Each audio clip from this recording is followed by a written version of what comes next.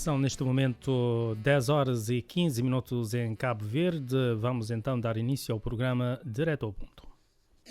Direto ao Ponto. Nós fra li, para do creobi. Qual é que é a nossa alternativa? O que é que vamos fazer? Vamos alterar as leis ou vamos alterar as mentalidades? Essa a ótica, não pensar na redirecionar qual a solução que esse país precisar. Viemos para, em conjunto, criarmos as pontes para consensos que vão ao encontro daquilo que é a expectativa também dos cabo-verdianos. O debate livre de ideias, a visão dos partidos políticos. Direto ao ponto. Direto ao ponto, hoje temos como propostas de tema para análise um olhar sobre os 50 anos da independência de Cabo Verde e um olhar para o futuro. Cabo Verde também que registra uma onda de imigração, calcula-se que cerca de 10% dos habitantes têm pedido visto para, sobretudo, ir para Portugal, dados avançados há dias pela RTP África. E também um balanço da missão do Grupo de Apoio Orçamental GAU e os alertas, nomeadamente em matéria da diversificação económica. Os nossos convidados são hoje António Monteiro, a representar a UCID, está em São Vicente, Aniceto Barbosa, a representar o Grupo Parlamentar do Movimento para a Democracia, e Demes Lobo Almeida, do PAICV. Começamos então com o olhar da UCID, a partir do Mindelo. António Monteiro, como é que a UCID tem olhado para esses 50 anos da independência de Cabo Verde e as perspectivas, as prioridades para o futuro do Oravante? Muito bom dia, José António dos Reis. Bom dia aos técnicos da Rádio Nacional de Cabo Verde em todas as estações emissoras, São Vicente, Sal e Praia. Um bom dia aos colegas do painel, o Aniceto e o Demes Lobo. E um bom dia muito especial a todos os cabo-verdianos que nos escutam, quer aqui nas ilhas, quer na nossa imensa imigração. Nós celebramos no dia 5 de julho passado, 50 anos como país independente. E temos que dizer que o Cabo Verde que nós temos hoje não tem relativamente nada de comparável àquilo que era em 1975.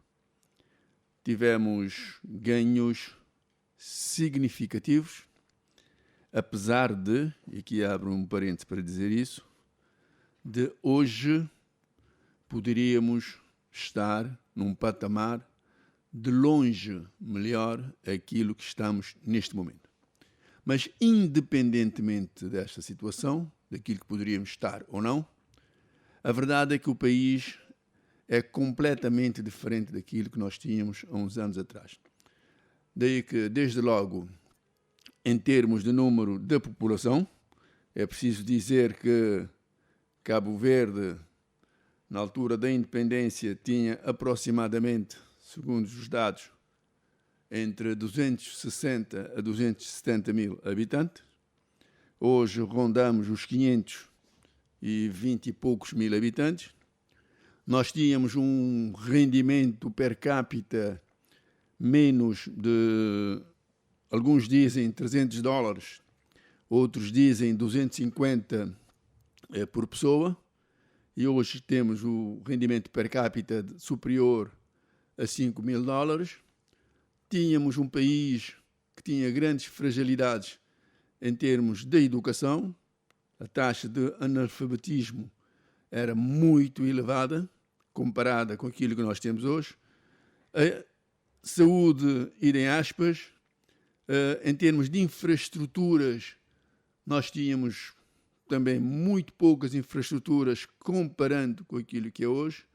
Em suma, nós temos um país que de veras é completamente diferente, e isto graças ao empenho de todos os cabo-verdianos, mas todos mesmo, sem exceção, e também graças também a um apoio muito forte e diria mesmo incondicional dos nossos imigrantes e também da cooperação internacional que, nos aspectos positivos, contribuiu de forma significativa para termos Cabo Verde com a dimensão social, académica, cultural que temos hoje. Portanto, o que nós temos que dizer, e para concluir, é que o nosso país, pese embora pudéssemos estar num nível muito superior àquela que temos hoje,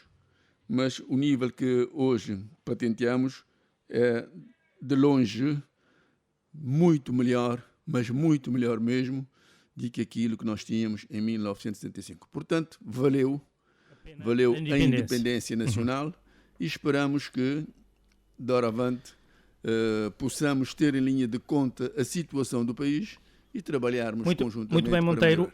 Vamos ouvir agora o representante europeu da ICV, o deputado Demes Lobo Almeida. Demes, esses 50 anos da independência, esse olhar para trás, já todos praticamente são unânimes de que valeu a pena a independência e que o país também cresceu. Que olhar para o futuro também? Ora, muito bem, muito bom dia a todas e a todos, Sr. Jornalista José António dos Reis, caríssimos técnicos aqui na praia, nos estúdios do Mindelo, cumprimentar os colegas de painel, António Monteiro e Aniceto Barbosa,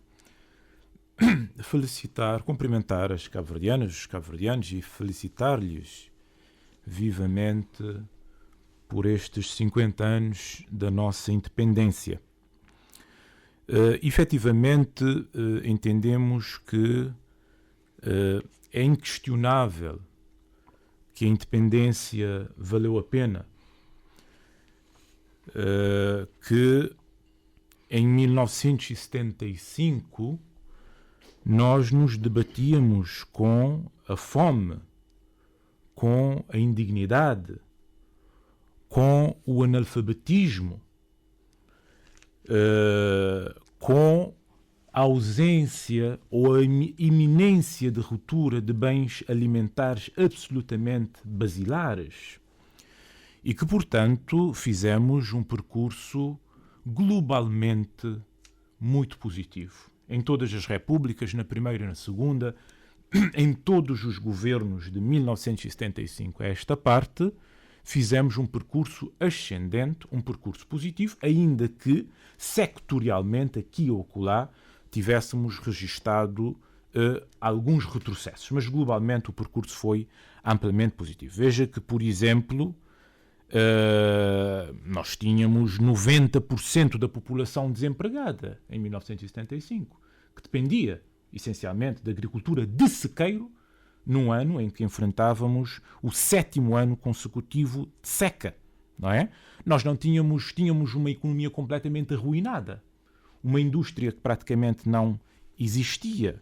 Referi que nós tínhamos bens absolutamente básicos, como o milho, o feijão, o açúcar, o leite, em ruptura ou em iminência de ruptura, uma taxa de mortalidade infantil de 150 óbitos por cada 1000 nascimentos, que agora passa por apenas 15, uma esperança média de vida que aumentou em 18 anos, de 57 anos em 1975 para 75 anos agora, uma taxa de analfabetismo superior a 60% da população em 1975 e que abrangia mais de 70% nas zonas rurais e que afetava particularmente as nossas mulheres, para chegarmos hoje a uma taxa de analfabetismo praticamente nula, sobretudo da população jovem até os 35, 40 anos. Portanto, nós conseguimos aumentar exponencialmente os quadros do país, que eram pouquíssimos, como se sabe, com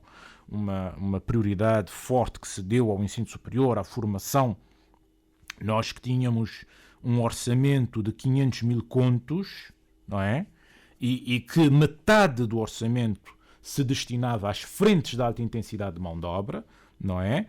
Passamos a ter um orçamento de 98 milhões de contos, portanto, um aumento absolutamente exponencial, um PIB per capita de $250 anuais para $5.500. Portanto, isso para dizer que, manifestamente, nós fizemos um percurso ascendente e hoje somos, como sabe, um país de rendimento médio alto, e isso se deve a um percurso positivo feito por todos os governos, mas sobretudo feito pelo povo cabo-verdiano. Vamos ouvir então o Aniceto Barbosa, representante do grupo parlamentar do Movimento para a Democracia. Esses progressos, todos praticamente são unânimes de que houve um progresso assinalável. E que desafios Cabo Verde enfrenta e quais devem ser as prioridades do Arafante? Muito obrigado. Aproveitava também esta oportunidade para cumprimentar a todos os ouvintes, aos seus jornalistas, aos técnicos, aos ouvintes aqui no país e na nossa diáspora, e dizer que um olhar sobre os 50 anos da independência de Cabo Verde e as perspectivas para o futuro de Cabo Verde é um tema extremamente importante de análise, de reflexão, tendo em conta que os 50 anos de independência nacional marcam um momento de profunda reflexão e balanço. Meio século depois, o povo cabo-verdiano pôde, com orgulho, sim, olhar para trás e reconhecer o percurso coletivo de superação, estabilidade e construção de um Estado de direito democrático hoje, apesar, sim, dos desafios de sempre. Eu diria que do sonho da independência ao Estado democrático que nós temos hoje, a independência trouxe sim a responsabilidade de construir um país a partir de quase nada, como se fez referência. O António Monteiro e o meu colega Demos também já fez referência a esses dados, sem recursos naturais, com altas taxas de analfabetismo, escassez de água, faço referência disso também, escassez de água, um país extremamente árido e uma diáspora que crescia a olhos vistos na altura. De facto, Cabo Verde conseguiu afirmar-se pela força das suas instituições e conseguiu afirmar-se pela inteligência do povo cabo-verdiano e dos cabo-verdianos, e eu diria que a transição para o regime multipartidário, isso sim, trouxe, e ainda hoje é um exemplo raro em África, e trouxe de facto o que é que os cabo-verdianos sempre aspiraram, que é a liberdade total e a independência total, porque não há independência total sem liberdade total, e é nesta perspectiva que nós estamos a construir um Cabo Verde cada vez melhor para um futuro. Perguntou diretamente a questão dos ganhos, já foi dito. Pedi sobretudo um olhar para o futuro, qual deve ser a prioridade neste momento? Nós temos grandes desafios. Cabo Verde continua com desafios persistentes. Eu diria que um desafio enorme das mudanças climáticas. A escassez de água continua e os impactos ambientais exigem políticas urgentes e inovadoras, e é o que o MPD no governo está a fazer.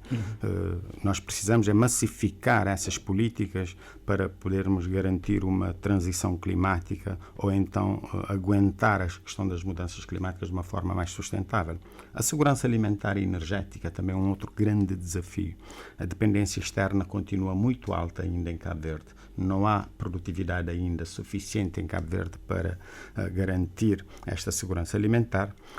Disse também a transição digital, para preparar os jovens para o futuro e passar a investir mais em competências digitais, na inovação, na ciência e na tecnologia. Mais justiça social. Portanto, Cabo Verde tem de estar a trabalhar numa perspectiva de equilíbrio social a nível geral, mas é imperativo tornar o crescimento económico mais inclusivo. É o que nós estamos a fazer, mas precisamos fazer ainda mais para reduzir a pobreza estrutural em Cabo Verde. E por último, diria também que um dos grandes desafios é a continuação da reforma do Estado. A reforma do Estado, numa perspectiva de modernizar a administração pública cada vez mais, reforçar ainda mais a eficiência da justiça. Estamos a fazer um grande trabalho na modernização e eficiência e transformar a justiça eficiente, mas também precisamos investir mais na descentralização e no poder local. Portanto, são desafios que eu considero que são primordiais e fundamentais para o futuro de Cabo Verde nos próximos tempos. E o António Monteiro concorda que esses são os desafios prementes do país para os próximos tempos? Repare, eu posso concordar que estes poderão ser alguns, mas nós temos que analisar, em primeiro lugar, os desafios remanescentes, vamos assim dizer, que temos neste momento e que ainda fomos muito poucos inteligentes para os resolver. Em primeiro lugar, a elevada taxa de desemprego jovem. Isto é um desafio que tem que ser resolvido, já deveríamos ter resolvido. A questão da dependência externa. Nós temos uma dependência externa elevadíssima. Não só a dependência das remessas dos imigrantes, da ajuda internacional e a dependência até do próprio turismo, o que deve ser reanalisado. Temos uma grande fragilidade nos setores agrícola e industrial. São assuntos, acima de tudo no setor agrícola, já deveríamos ter tido a capacidade de ter este setor mais ou menos equilibrado e, infelizmente, ainda nós não temos essa capacidade. Temos o problema que é estrutural, tem a ver com o transporte interilhas. É uma tristeza ver que 50 anos depois da nossa independência, nós regredimos no tempo. Nós estamos antes de 1975. Porque em 1975, como eu costumo dizer, quando eu cheguei à Ilha do Sal, em 1975, em outubro de 1975, mais propriamente, eu era criança, mas lembro-me perfeitamente o número de aviões que o país tinha no aeroporto do Sal. Porque eu aterrei num Boeing 747, vindo de Angola como refugiado, e aquilo que eu vi. E hoje é só ver o que é que nós temos. É ver a questão dos transportes marítimos. Portanto, são desafios que ainda permanecem remanescentes que precisam ser também resolvidos. A questão da vulnerabilidade às alterações climáticas e a escassez de água potável. Ora, nós, se em 1975, José António, nós poderíamos dizer que Cabo Verde era um país pobre, apesar dos recursos que nós temos hoje existirem na altura e provavelmente em mais quantidade e mais estável, hoje, com o avanço tecnológico que o mundo tem, nós já não podemos estar a falar de falta de água. Nós temos que estar a falar de falta de vontade política dos nossos governantes para resolver este problema. Porque é um problema que, tecnologicamente, tem as soluções todas em cima da mesa. Nós não vamos inventar a roda. A roda já foi inventada, temos que ter a capacidade de as utilizar. Se nós resolvermos estes problemas remanescentes destes 50 anos, provavelmente estaremos aptos para repensar o país até 2050, isto é, daqui a 25 anos. O que é que nós poderemos fazer? Que áreas prioritárias nós temos que ter? Desde logo, pensarmos também, mais uma vez, no desenvolvimento das energias renováveis como fonte dominante. Nós temos que ter este país com maior ambição em termos de aproveitamento das energias renováveis. E quando falo das energias renováveis, falo de tudo. Falo do gradiente térmico do mar, falo das ondas marítimas, falo do sol, falo do vento. Portanto, tudo isto é riqueza que Deus Nosso Senhor disponibilizou a este país e que nós não estamos a saber tirar o proveito pleno desta situação. Precisamos investir de forma acentuada e profunda na dessalinização da água do mar com recurso a energias renováveis. E nós não estamos a fazer isso. Portanto, aqui uma série de questões, Zé António, que Cabo Verde tem pela frente, desafios que nós podemos abraçar, porque não é nada que não temos capacidade para o fazer, e a partir disto, de facto, criar um país onde o rendimento possa chegar a todos de uma forma, vou dizer, equilibrada em função da capacidade e do empenhamento de cada cidadão cabo-verdiano. Muito bem. Demos Lobo Almeida, esses desafios traçados aqui, tanto pelo deputado Aniceto Barbosa como pelo deputado António Monteiro, acha que são esses os grandes desafios do país? Ou na perspectiva do PAICV há outras áreas que devem merecer maior atenção? Estes e outras áreas. Eu começaria por dizer o seguinte: se é um facto que o 5 de julho de 1975 foi a hora zero do nosso Estado e a data maior da nossa existência como Estado e como povo autodeterminado, o que nos leva a prestar sempre uma renovada homenagem à figura maior, ao pai da nossa independência, Amílcar Cabral, e a todos os combatentes da liberdade da pátria e aos dirigentes do nosso país que sucessivamente consolidaram os alicerces do Estado de Cabo Verde, temos que admitir que efetivamente ainda temos desafios importantes. Bom, desde logo entendemos que temos de, nesta altura, neste estágio do nosso percurso como Estado, ambicionar ser muito mais do que um Estado, estarmos acima da mediania. Não é? O Primeiro-Ministro já disse várias vezes que a ambição agora é chegar ao país de desenvolvimento. Temos de ser um país desenvolvido, mas um país desenvolvido onde os cabo-verdianos sintam esse desenvolvimento. Isso é fundamental. E para si, quais são essas áreas então prioritárias? Ora bem, é preciso consolidar o Estado de Direito democrático, aperfeiçoar a nossa democracia e alargar as esferas de liberdade, não é? Nós entendemos que é importante também concretizar os direitos sociais que estão previstos na nossa Constituição. Precisamos de uma educação de qualidade, uma educação básica, secundária, superior e de formação profissional de excelência, de qualidade, não é? Precisamos investir seriamente na prestação de cuidados de saúde, também eles de qualidade. Neste momento temos uma situação, como se sabe, de um grande déficit de recursos humanos, de equipamentos à saúde, até de consumíveis, o que é absolutamente inaceitável, não é? É preciso ultrapassar essa situação. Nós temos de ter serviços de prestação de cuidados de saúde de excelência, de qualidade e no país, para reduzirmos ao mínimo a necessidade de evacuações para o estrangeiro. Bom, transportes e a conectividade é um ponto fraquíssimo neste momento, não é? Entendemos que o Governo falhou redondamente relativamente aos seus objetivos nesta matéria. Um país, um Estado multi-insular como o nosso, tem que ter um sistema de transportes forte, previsível, acessível, regular, não é? Capaz de garantir efetivamente a conectividade dentro do país, por via marítima e aérea, o que não se está a garantir neste momento, mas também das nossas comunidades com o nosso país e dos cabo-verdianos com o mundo, não é? E entendemos que esse é um desafio grande.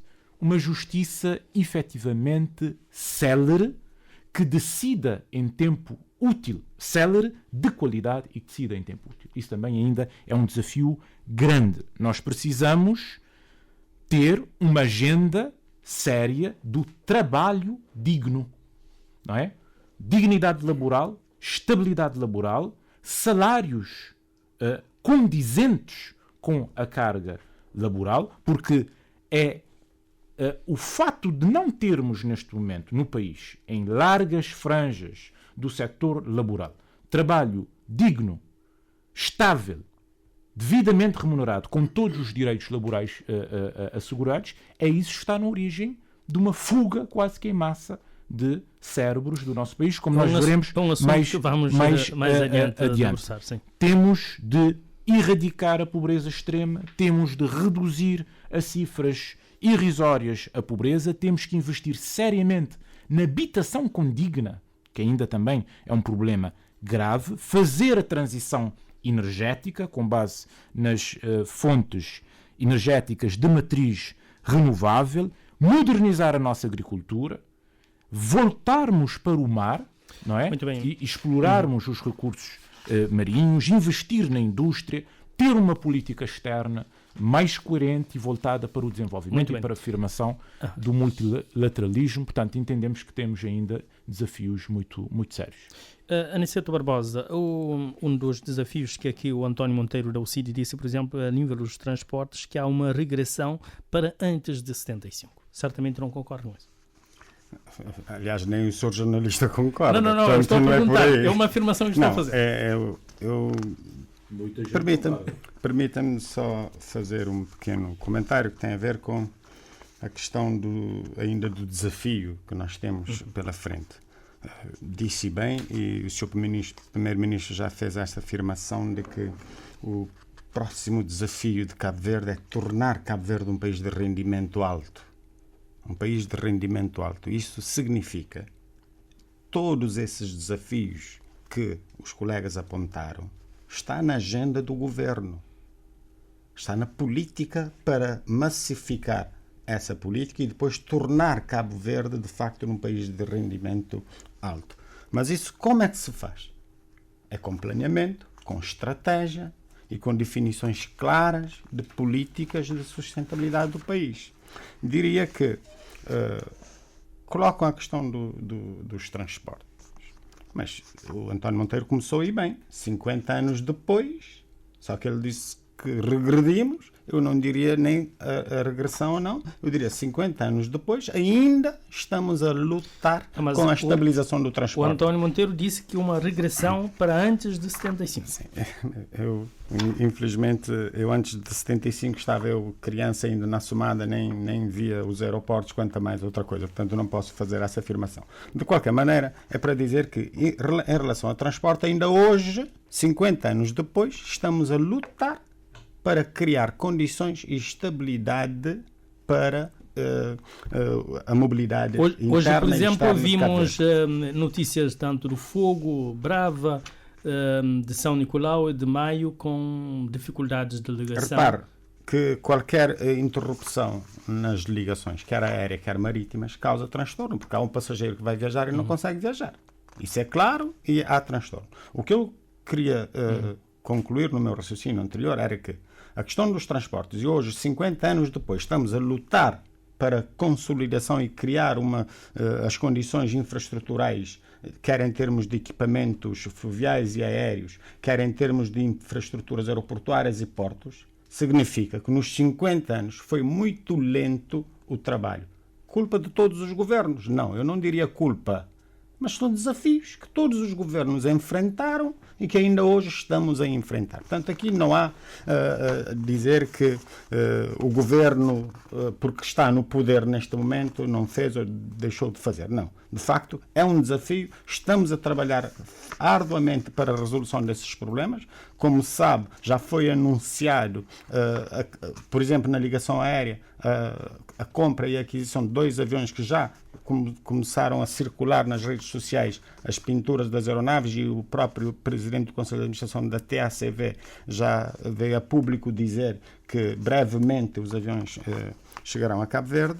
Portanto, é desafio. Estamos a continuar esse desafio e espero eu, que todos os cabo-verdianos valorizem esse desafio que está em Cabo Verde e contribuamos para que a sustentabilidade dessas aeronaves ou desses equipamentos sirvam de todo modo os cabo-verdianos. Depois, para dizer que o colega Demes fez uma referência na questão do trabalho, salário, de saúde, etc. Isso é desafio. Está no programa do governo e nós temos como desafio, efetivamente, dar essa continuidade. Mas eu diria que o grande desafio de Cabo Verde, de facto, é a diversificação do turismo. Porquê que eu digo isso? Porque nós, ao longo dos tempos, nós temos verificado que o fulcro da economia cabo-verdiana é através do turismo. Se nós não tivermos uma política sólida, consistente para essa massificação a nível de todo o Cabo Verde, portanto aí vamos continuar a ter problemas. Ainda mais, o António Monteiro fez referência, e muito bem, que estamos muito dependentes do exterior. Do exterior, muito bem. Portanto, é necessário fazer essa massificação e essa diversificação da economia de Cabo Verde para não ficarmos estritamente dependentes do turismo e dessas vulnerabilidades que nós temos a nível externo. Muito bem. Vamos agora a São Vicente, ao encontro do António Monteiro. António Monteiro, durante o discurso na sessão solene comemorativa dos 50 anos, um discurso que foi dissonante é do líder do grupo parlamentar do Movimento para a Democracia, quando voltou a dizer que é preciso que o Estado peça desculpas por parte ao povo cabo-verdiano pela instauração do Partido Único, dos 15 anos de Partido Único.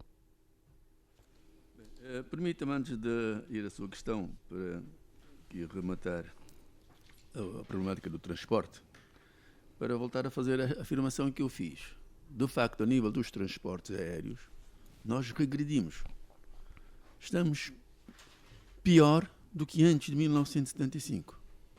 Porque eu disse que eu, ainda criança, cheguei no aeroporto do Sal em outubro de 1975 e tinha naquele aeroporto 4 aparelhos que eu me lembro muito bem. Tínhamos 2 aviões HS de 48 lugares, que eram, depois vim a saber mais tarde, que eram seminovos, porque o governo português tinha feito a aquisição daqueles aparelhos naquela data, e tínhamos mais 2 Twin Otters. Portanto, tínhamos no país 4 aparelhos para fazer a ligação entre as ilhas. Hoje, o que é que nós temos? Nós temos 2 aviões em regime de leasing, continuamos a não ter os Twin Otters, que seriam, ou aviões similares, que seriam aparelhos extraordinários para ligações, por exemplo, como a São Nicolau, como a Ilha do Maio, como o próprio, provavelmente, Boa Vista, para as ligações internas, Fogo, mesmo São Vicente. Daí que nós regredimos. Portanto, e não assumir isto é dizer que as coisas continuam bem e não estão a nível dos transportes. Quer dizer, como é que nós estamos a ter, nesta altura, pessoas a quererem sair do Maio em bote de boca aberta ou em navios de pesca de pequenas dimensões? Se acontecer um desastre, Deus não permita, deixem bater na madeira, quem é o responsável? Eu, António Monteiro, serei responsável? Talvez não, porque eu fui apresentar uma queixa contra o processo da Savia Interilhas na Procuradoria-Geral da República, dizendo que o contrato não estava bem conduzido, que a empresa ganhou, não assumiu os compromissos e que o país ia pagar em 20 anos mais de 12 milhões de contos. O tempo dessa concessão. Mais de 12 milhões de contos. Alguém ouviu? Alguém preocupou em resolver esse problema? Ninguém. Portanto, a situação que nós estamos a viver hoje a nível de transporte é crítica e, independentemente daquilo que está escrito nos programas dos partidos políticos, independentemente disso, mas a prática, o que o cabo-verdiano está a viver de Santo Antão a Brava, repara a Brava como é que está.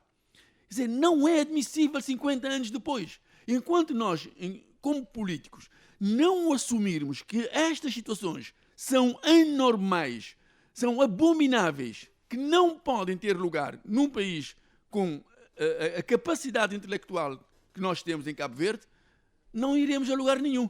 Por exemplo, negar as questões é fugir a encontrar as soluções. Voltando à sua questão, cada um de nós somos responsáveis por aquilo que escrevemos e por aquilo que nós dizemos. Portanto, eu ouvi o discurso, porque estava aí sentado e prestei toda a atenção. De facto, ao se exigir a responsabilidade do Estado em termos de um pedido de desculpas formal sobre aquilo que aconteceu na década de 70, 75, 74, 75, eu penso que o líder parlamentar do MPD fez a sua leitura. Eu discordo que naquele sítio e naquela hora perante os convidados que estavam aí presentes, provavelmente não era o melhor momento. Porque eu, enquanto líder da UCID, outra hora, no Parlamento, eu já exigi, na altura o Dr. José Maria Neves era o primeiro-ministro, exigi no Parlamento, nos debates, que o governo, em nome do Estado, deveria pedir desculpas por tudo aquilo que se passou na altura da tomada da independência e nos momentos seguintes após a independência. Eu exigi isso. Portanto, o problema aqui é o lugar, o momento em que nós exigimos determinadas coisas. Portanto, eu acho que ele é responsável por aquilo que disse e eu não António Monteiro concorda, só que não concorda com o local e o horário que foi dito. Por isso que eu estou a dizer que eu pessoalmente já pedi isto, porque eu estou na UCID, a UCID que começou a sua gênese em outubro de 1975, com o grupo de descontentes contra a União Guiné-Cabo Verde, no Parlamento, e pronto, a questão da reforma agrária, os presos de 1977 aqui em São Vicente, todas estas questões, eu disse, pronto, o governo, em nome do Estado, deveria penitenciar-se face àquilo que aconteceu. É normal, porque é um regime de partido único, aconteceu, e o mundo estava envolto num sistema separado em dois mundos, os prós, o SSR, que é a ex-União Soviética, e os ocidentais, portanto é normal que aquilo tivesse acontecido. Agora, nós temos que ter a capacidade, enquanto cabo-verdianos e enquanto políticos, de reconhecermos os erros e não ter nenhum problema. Eu, quando piso o calo de alguém, ou quando falo um pouco mais indivíduo com uma pessoa, e que a pessoa sente que eu o machuquei, eu não tenho nenhum rebuço em pedir desculpas. Muito bem, portanto, António. Pedir desculpas é algo normal. Agora, nós temos que ver, sempre são os momentos. Porque naquele momento eu penso que o líder parlamentar não deveria ter feito, mas ele assume a sua responsabilidade pelo aquilo que fez. E demos Lobo Almeida.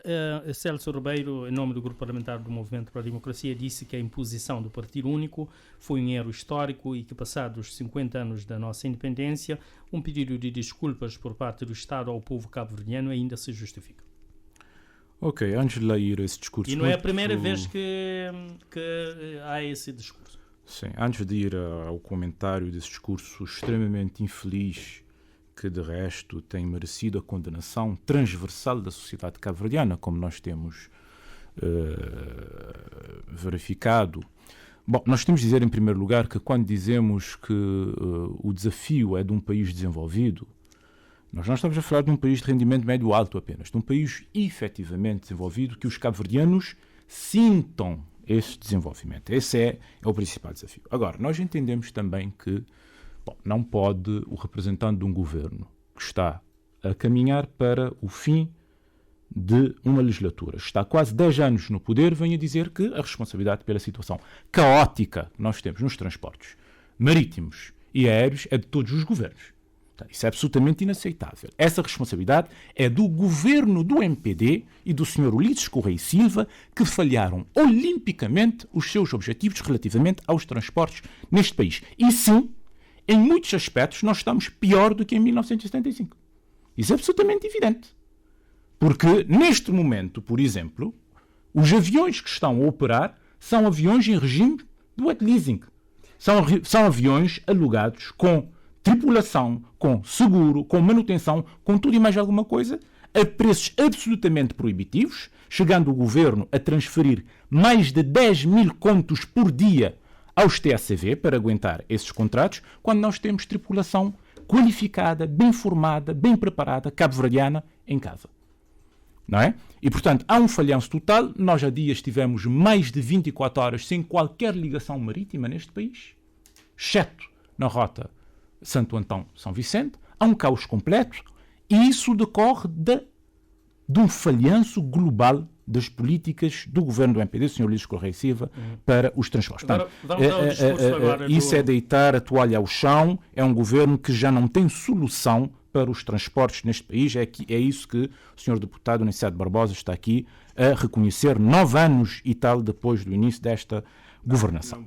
Mas, ao dizer que a responsabilidade é de todos, não é? Isso é deitar a toalha ao chão e dizer o governo do MPD e do Sr. Ulisses falhou absolutamente nos seus objetivos relativamente aos transportes. Agora, repare, como eu já disse, o discurso do colega deputado Sérgio Ribeiro foi muito infeliz, não só pela oportunidade do discurso num dia que é de exaltação da República, não é? Como pelo desconhecimento histórico que demonstrou, pelos preconceitos que ainda carrega, pelo desrespeito que demonstrou para os pais fundadores da República e os dirigentes deste país. Deve-se pedir desculpas pelos avanços extraordinários que nós tivemos na alfabetização dos cabo-verdianos, na educação e qualificação, na saúde, no desenvolvimento de um modo geral, na viabilização do Estado de Cabo Verde. É por isso que se vai pedir desculpas. Mas o senhor deputado Sérgio Ribeiro e o grupo parlamentar do MPD devia saber que os pais fundadores do MPD, praticamente todos, eram dirigentes do Estado na Primeira República. Há sempre coisas que não correm bem, sobretudo em regimes, ou sobretudo no pós-revolução, não é? Há excessos que são cometidos, não é? Isso acontece em toda a parte do mundo e quem cometeu esses excessos, quem tem responsabilidade por esses excessos, que assuma as suas responsabilidades. Ou seja, agora, o Demes acha que não é preciso um período de desculpas?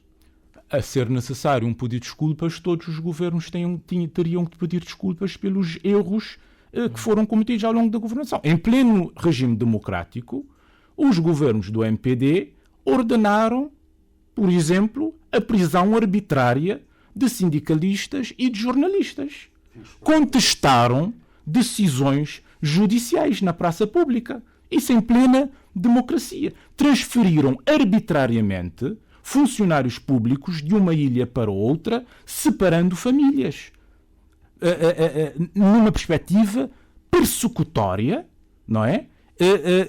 E de castigo dessas pessoas. Muito bem. Eles terão de pedir desculpas também por isso. Portanto, há falhas que se cometem, as pessoas que as cometeram, que assumam as suas responsabilidades. Mas nós devemos nos orgulhar da história de Cabo Verde, da governação de Cabo Verde, desde 1975 até agora, ainda que tenha havido aqui e acolá falhas e erros que, eventualmente, os seus responsáveis imediatos terão de ser... Barbosa, a imposição do Partido Único foi um erro histórico e que, neste momento, exigia, era necessário um pedido de desculpa por parte do Estado.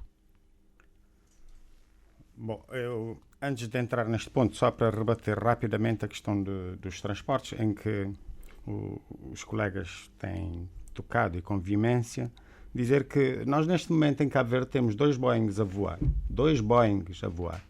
Temos quase 1.200.000 passageiros turistas em Cabo Verde, que chegaram a Cabo Verde em 2024. Temos 4 aviões em Cabo Verde em regime, sim, de wet leasing, mas já estamos com a Companhia Nacional formada e balizada e já estão adquiridos 2 ATRs para fazer a ligação interna. Portanto, eu, em relação a esta matéria, eu deixaria que os colegas Demes e o António Monteiro dessem o tempo para os aviões chegarem e depois começarem a fazer as contas dos valores, etc, etc. Mas depois de dizer que quando diz que os políticos não assumem a problemática do transporte, eu diria o contrário.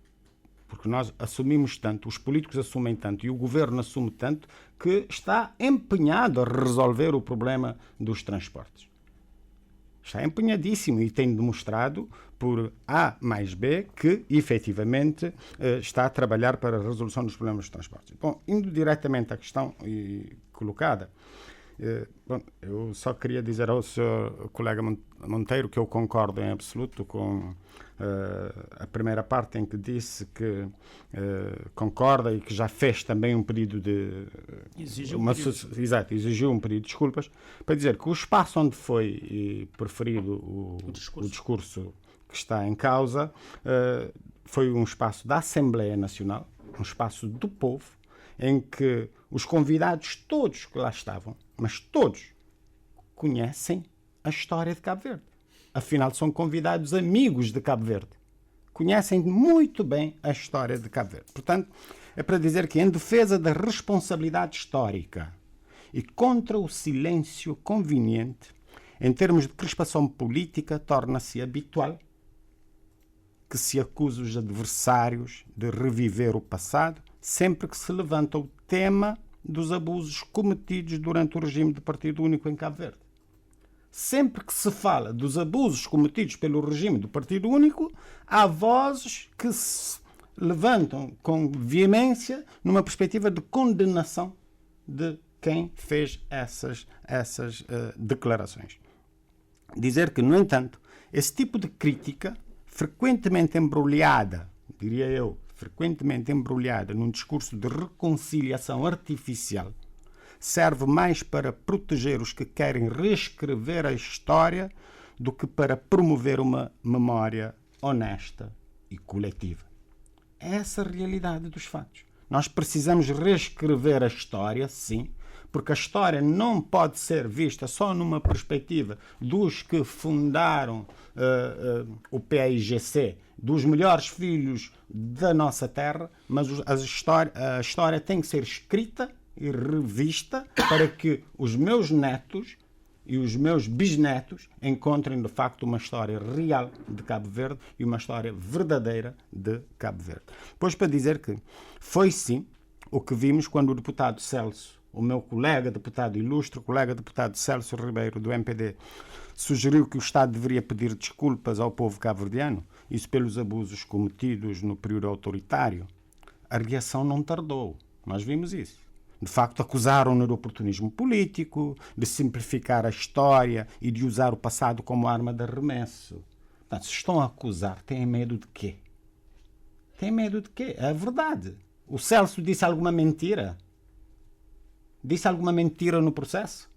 Verdade ou não? O António Monteiro já confirmou as arbitrariedades que aconteceram, por exemplo, em São Vicente. Ou seja, o grupo parlamentar do MPD apoia essa intervenção e essa ideia. Eu, Aniceto Barbosa, enquanto deputado do MPD e enquanto colega do deputado Celso, eu apoio inteiramente.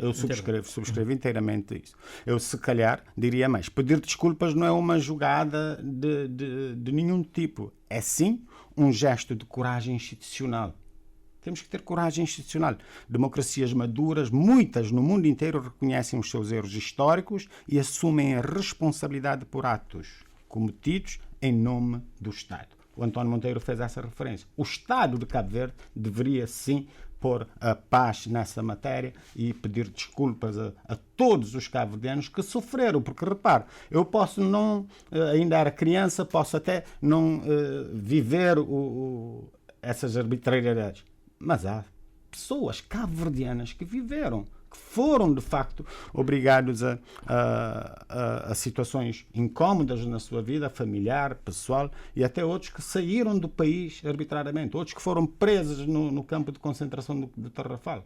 Portanto, a questão de 31 de agosto, portanto, ficou muito mais mal explicado, e o PAICV não pode escamotear isso, não pode esconder essa verdade aos cabo-verdianos, maiormente à juventude cabo-verdiana de hoje, que não conhece a história e que não está nos livros, não está a ser contada na escola. Portanto, aonde é que o jovem cabo-verdiano vai aprender essa história? Aonde?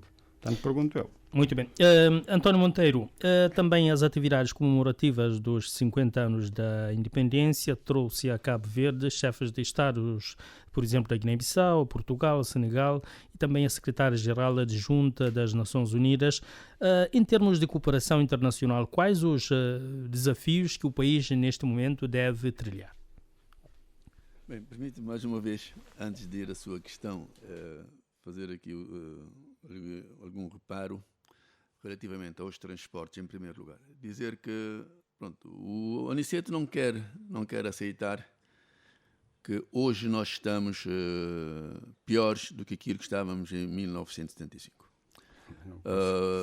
Pelo menos a nível de aparelhos, não há comparação. Os aparelhos eram nossos, eram das TSV, nossos. Não eram wet leasing, não eram coisíssima nenhuma. E aparelhos adaptados à nossa orografia, adaptados aos nossos aeroportos. Hoje, penso que não é isto que nós temos. Portanto, nós temos que aceitar as coisas como elas são para podermos encontrar as melhores soluções. Relativamente ainda à questão do discurso do líder parlamentar do MPD. Eu não disse que eu concordo. O que eu disse é que eu, pessoalmente, já fiz o discurso do tipo, quando o atual Presidente da República, Dr. José Maria Neves, era Primeiro-Ministro, no Parlamento, nas sessões parlamentares. Uma coisa é estarmos numa sessão parlamentar dos deputados, só dos deputados, que pode ser transmitido pela comunicação social do Estado. Outra bem diferente é termos uma sessão especial com convidados ilustres, como aquilo que o Sr. jornalista Zé António dos Reis acabou de frisar, os nomes dos convidados, e termos aí todas essas pessoas e termos aquele discurso que nós tivemos. Porque o presidente do grupo parlamentar do MPD, ou líder parlamentar do MPD, poderia fazer esse discurso, não ali na sala, no Salão Abílio Duarte. Por exemplo, poderia deixar para amanhã, quarta-feira ou quinta, fazer esse discurso. É esta a diferença. Já percebemos essa parte, António. É esta a Vamos diferença. avançar. Portanto, agora. A diferença é esta. Agora, relativamente à questão que nos coloca sobre a cooperação, eu penso que Cabo Verde deve muito, como eu disse na minha primeira intervenção, aos imigrantes. Sim. E a cooperação internacional. É preciso nós lembrarmos que desde o início em que ascendemos a independência, nós tivemos várias mãos amigas de países estrangeiros que nos acudiram. Vou dar só um exemplo daquilo que a Alemanha fez relativamente ao fogo e à brava. Aquilo que a Holanda fez relativamente a Santo Antão. Os milhões de florins, pronto, para quem não sabe, era o dinheiro antigo da Holanda. Os milhões de florins que foram investidos em Santo Antão. Aquilo que a Suécia fez relativamente à proteção materno-infantil. E aquilo que a Suécia pode fazer hoje relativamente às alterações climáticas, mas que nós, infelizmente, no nosso país, não tem esta capacidade de retomar estes contactos com a Suécia agora para podermos tirar proveito da política sueca relativamente à matéria ambiental. Portanto, aquilo que Portugal, ex-potência colonizadora, também acabou por fazer para nos ajudar no patamar em que estamos hoje. De uma forma geral, a nossa cooperação internacional tem sido, exceto algumas exceções, tem sido extremamente importante para o crescimento social e económico do nosso país. O que nós temos que fazer, Sr. jornalista Zé António dos Reis, é abrirmos mais o leque.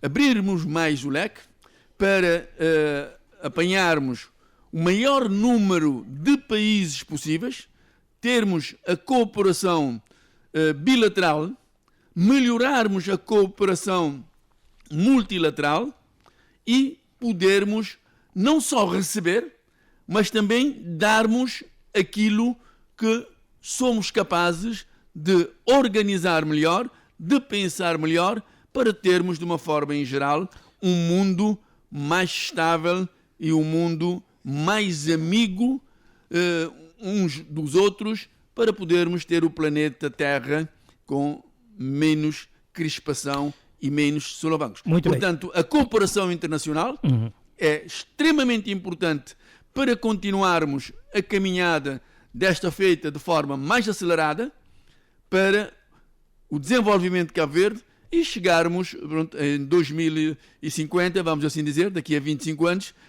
a Cabo Verde com PIB per capita nominal, de pelo menos $10.000 para o gáudio de todos os cabo-verdianos. Muito bem. Demis Lobo Almeida, em termos de cooperação, que estratégia? É preciso abrir o leque de parceiros, como diz o António Monteiro? Ok, permita-me rapidamente fazer algumas considerações prévias. Em primeiro lugar, para dizer que até o Sr. Primeiro-Ministro, Ulisses Correia Silva, já reconheceu que falhou, que o Governo tem falhado a propósito da situação caótica nos transportes que nós temos, nomeadamente neste momento na Ilha Brava e na Ilha do Maio. Ele disse isso publicamente. Nós não conseguimos estabilizar, disse ele, a situação dos transportes neste país. Portanto, o Sr. Aniceto Barbosa está claramente em negação relativamente a essa matéria. Dizer que o Governo está empenhado. O Governo está há 10 anos empenhado. Um empenho que não é minimamente consequente. A situação é cada vez pior, Sr. Aniceto. A situação é cada vez pior. Nós tivemos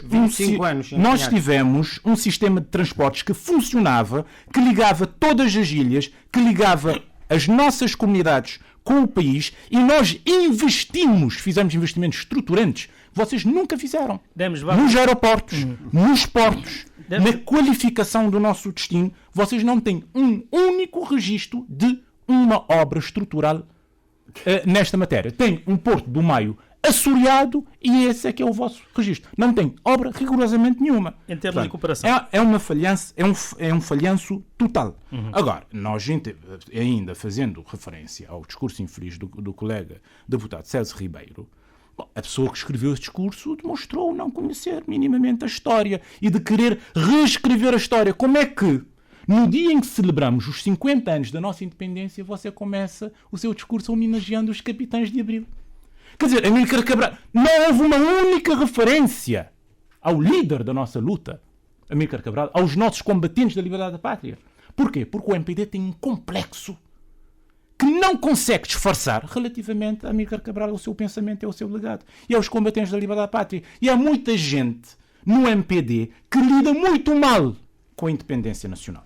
Esse é que é o problema, e que é triste. É triste. Isso foi o MPD que negou a celebração do centenário de Amílcar Cabral. Negou! Quando Amílcar Cabral foi celebrado em todo o mundo como um dos maiores líderes da história da humanidade. A MPD nega Amílcar Cabral, nega o seu legado e a sua obra. Mas os cabo-verdianos reconhecem. Sim. E isso é que interessa. Agora, relativamente à cooperação internacional, antes de mais, é preciso dizer que esse governo demonstrou uma verdadeira deriva em termos de relações internacionais, como nós temos denunciado desde 2016. O atual ministro disse mesmo naquele dia das comemorações da entrevista que o país vive o seu melhor momento a nível da cooperação internacional. Eu já tinha dito que o país vive o seu melhor momento. Quando 65% dos cabo-verdianos dizem que o país está na direção errada, este mesmo ministro disse que o país está a viver o seu melhor momento. Portanto, isso vale o que vale. Agora, repare, este governo decidiu que nós deixaríamos de ser não alinhados, rompendo uma tradição e uma prática diplomática que vem desde a luta armada e que foi, inclusive, respeitado pelos governos da MPD. Nós então, passamos agora a ter amigos, passamos a ter inimigos. Do PAICV seria? Não. Antes de mais, retomarmos a nossa escola diplomática e retomarmos os nossos princípios fundantes relativamente às relações internacionais, que, diga-se de passagem, estão consagrados na nossa Constituição. O multilateralismo, o respeito pelo direito internacional humanitário, que esse governo desrespeitou, votando abstenção em resoluções que visavam o cessar-fogo e a abertura de corredores humanitários na Palestina, resoluções que visavam condenar o cometimento de crimes de guerra, esse governo votou abstenção. Não é? Reconhecendo a integridade territorial Vamos ouvir agora a Aniceto Barbosa. Pondo em causa um consenso nacional relativamente a essa matéria. Portanto, o governo tem mostrado desnorte relativamente à política externa e é preciso recentrarmos as nossas políticas externas. A nível da política externa, o que é preciso fazer neste momento, ou estamos a viver o melhor momento, como disse o Ministro dos Negócios Estrangeiros? Bom, claramente estamos a viver o melhor momento. Mas eu, antes de chegar a este ponto... Cada um diz o que quer, não é? Exato. Eu gostaria de rebater alguns pontos. Os cabo-verdianos é que sabem. Porque, de facto, o colega deputado Demes usou o termo vale o que vale, e eu retribuo essa... E depois os cabo-verdianos julgam. Vale o que vale também a sua análise, a sua leitura. Assim como a opinião dos cabo-verdianos. Portanto, o fato dos cabo-verdianos dizerem que o país está na direção errada, vale o que vale. Portanto, se quer relativizar tudo, vamos relativizar. É a sua opinião e a opinião do seu partido. Portanto, nada que se faz em Cabo Verde presta, portanto, só é bom o que o PAICV pensa e o que o PAICV faz. Portanto, o resto não presta em Cabo Verde e, de facto tem razão, vale o que vale. Isto sim é uma opinião que vale o que vale. Sabe quais são as nossas obras? Que falou que não há nenhuma obra estruturante. Por acaso não sei. As nossas obras é um crescimento de 4,7%, média, crescimento de 4,7%. Longe dos 7% prometidos. Não, mas já vamos chegar lá. Sim, depois, um desemprego de 8%. Isso é que obra. Um desemprego a cair 8%. Uma fuga massiva de população. E um país de rendimento médio alto, classificado recentemente. Aliás, vamos ouvir depois o relatório de Gao e a ver o que é que... Já vamos falar sobre isso. Portanto, esse é o nosso trabalho. A nossa obra está no rendimento, no desemprego... Que os cabo-verdianos não sentem. Um rendimento que os cabo-verdianos não sentem.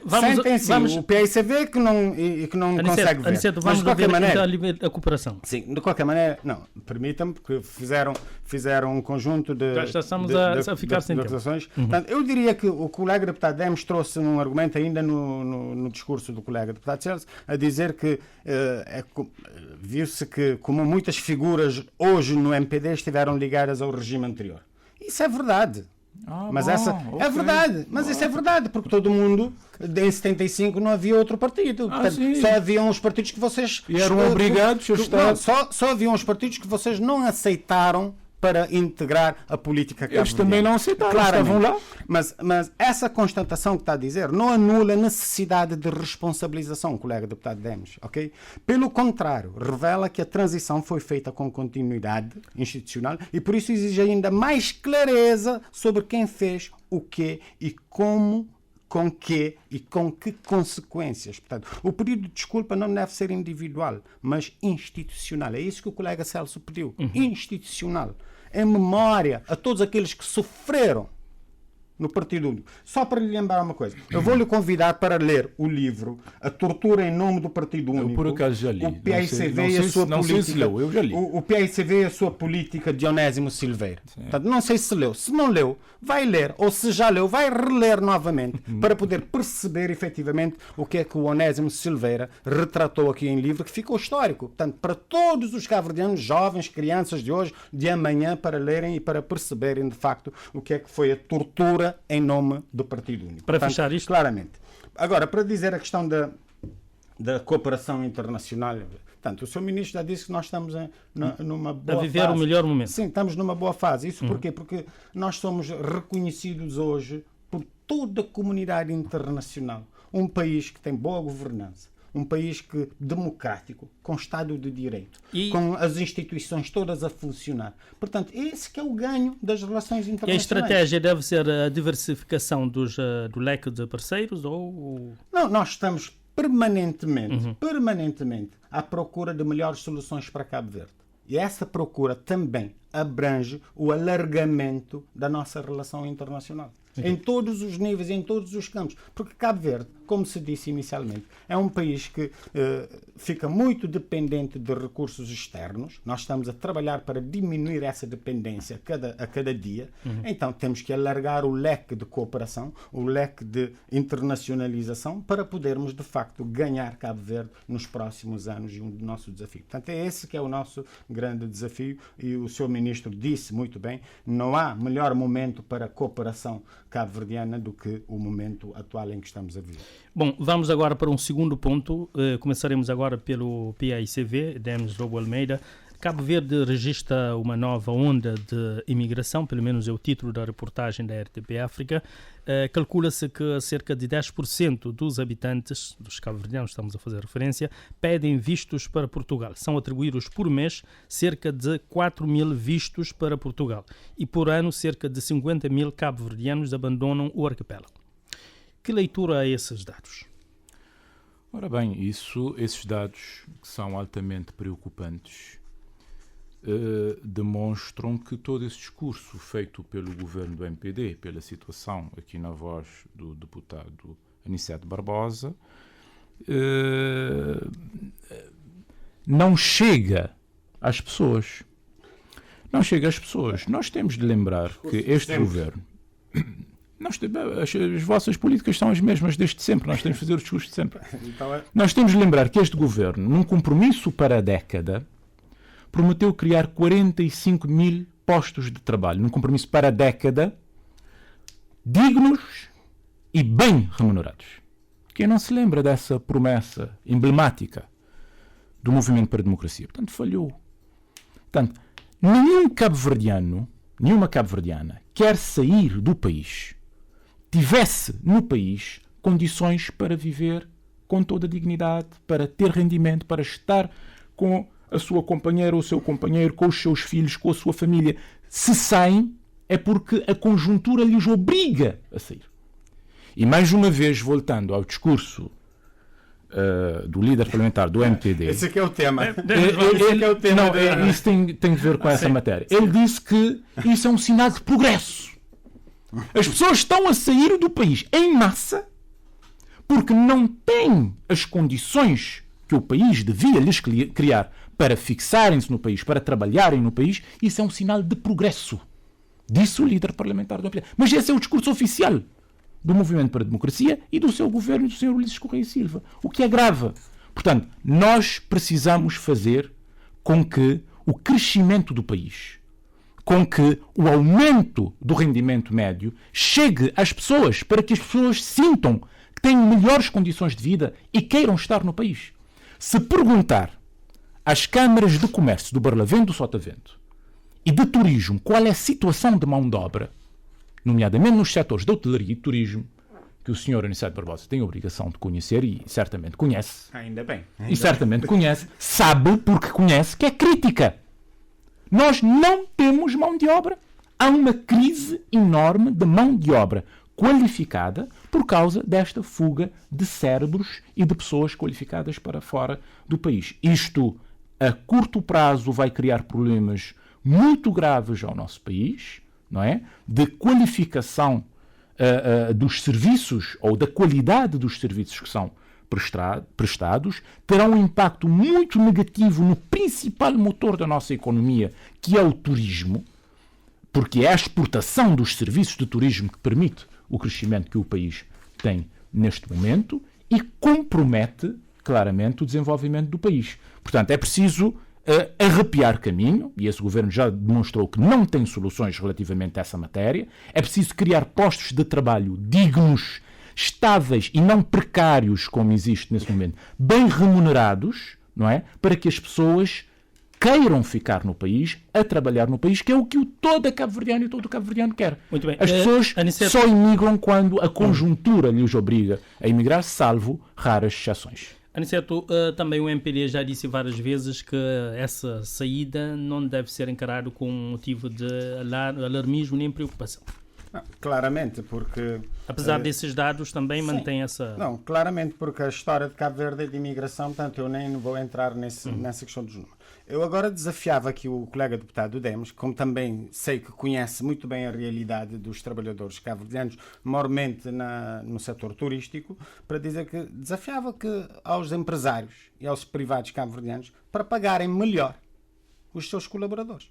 Desafia, porque o governo já fez a sua parte, criou todas as condições, o governo já aumentou o salário mínimo na administração pública e para todos os cabo-verdianos da administração pública, portanto, desafie também os privados para melhorarem as condições de trabalho dos cabo-verdianos. Portanto, esse é só um desafio. Eu vou fazer isso da minha parte, espero que o senhor também faça. Então a culpa é dos privados, o governo não tem nenhuma responsabilidade. Não, o privado, como sabe, o privado é o maior empregador cabo-verdiano. Sabe disso? Mas quem é o regulador do trabalho é o Estado. Mas o Estado quem não garante consegue. a estabilidade laboral, a dignidade laboral é o Estado, que não tem garantia. Se me permite, nenhuma lei obriga a um privado pagar A, B ou C. Determina o mínimo.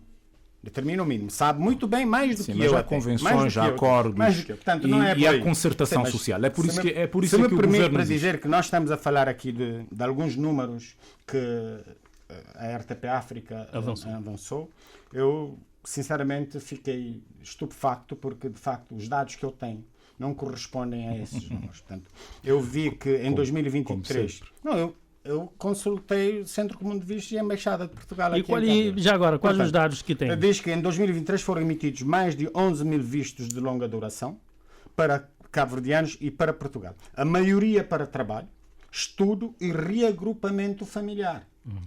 Depois diz, são dados oficiais e concretos da Embaixada e do Centro Comum de Vistos, que emite. 2023, há 2 anos. 2023. E mostra uma tendência... Nós estamos em 2025. Não, é que não há mais dados recentes publicados. Não há dados oficiais publicados ainda. Calma aí, eu vou chegar aí. Calma. Sim. Diria mais.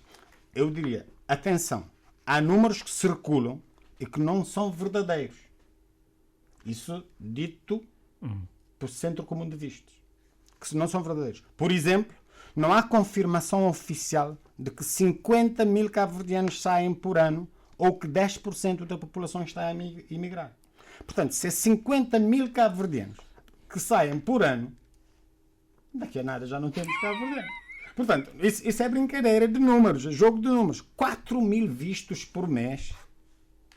A média atual ronda os 1.000 vistos mensais, o que já é significativo, sim, para Cabo Verde, mas diferente do que se tem dito. Muito diferente do que se tem dito. Portanto, eu não sei aonde é que a RTP África... A imigração não é só para a Europa, que eu saiba. Com todo o respeito, mas o Centro Comum de Vistos é que emite os vistos aqui em Cabo Verde, mesmo para os países da Europa, de Schengen, etc, etc. Portanto, para mim, sim, é preocupante, e para o governo também é preocupante, que esta imigração, mesmo que seja 11 mil vistos de longa duração, ou de trabalho, ou mesmo de reagrupamento familiar, é um sinal de alerta para Cabo Verde. Isso fora de questão. E alerta no sentido de que alguma medida já está a ver que é preciso e que devia ser... Não, exato, porque a imigração em Cabo Verde sempre viu-se a imigração como uma oportunidade de procura de uma vida melhor lá fora. Se o cabo-verdiano está a tentar uma vida melhor lá fora, significa que aqui dentro não está satisfeito.